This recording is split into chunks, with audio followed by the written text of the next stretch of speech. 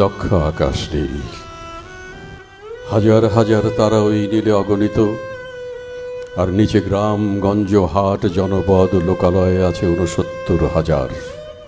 ধবল দুধের মতো জ্যোৎস্না তার ঢালিতেছে চাঁদ পূর্ণিমার। নষ্ট ক্ষেত, নষ্ট মাঠ, নদী নষ্ট, বীজ নষ্ট, বড় নষ্ট যখন সংসার, তখন হঠাৎ কেন নীলক্ষার নীলে তীব্র শীষ দিয়ে দেখা দেয় এত বড় চাঁদ।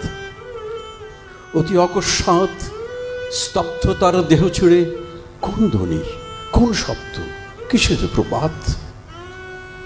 গোল হয়ে আসুন সকলে, ঘন হয়ে আসুন সকলে, আমার মিনতি আজ স্থির হয়ে বসুন সকলে। অতীত হঠাৎ হাতে হানা দেয় মানুষের বন্ধ দরজায়। এই তীব্র স্বচ্ছ পূর্ণিমায় নুরল দিনের কথা মনে পড়ে যায়। কাল ঘুম যখন বাংলায়, তার দীর্ঘ দেহ নিয়ে আবার নুরল দিন দেখা দেয় মরা আঙিনায়।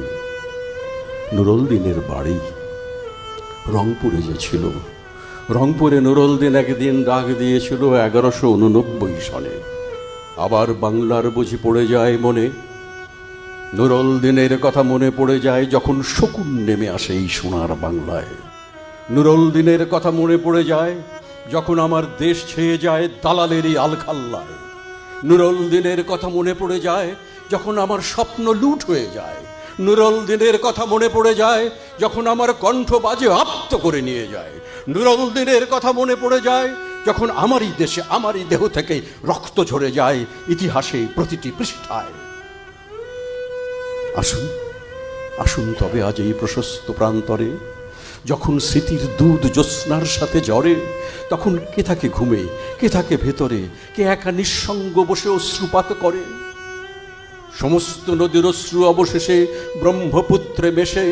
নুরল দিনেরও কথা সারা দেশে পাহাড়ি ঢলের মতো নেমে এসে সমস্ত ভাষায় অভাগা মানুষ জেগে ওঠে আবার আশায় যে আবার নুরল দিন একদিন আসিবে বাংলায়, আবার নুরল দিন একদিন কাল পূর্ণিমায় দিবে ডাক, জাগো বাহে কণ্ঠে সবাই।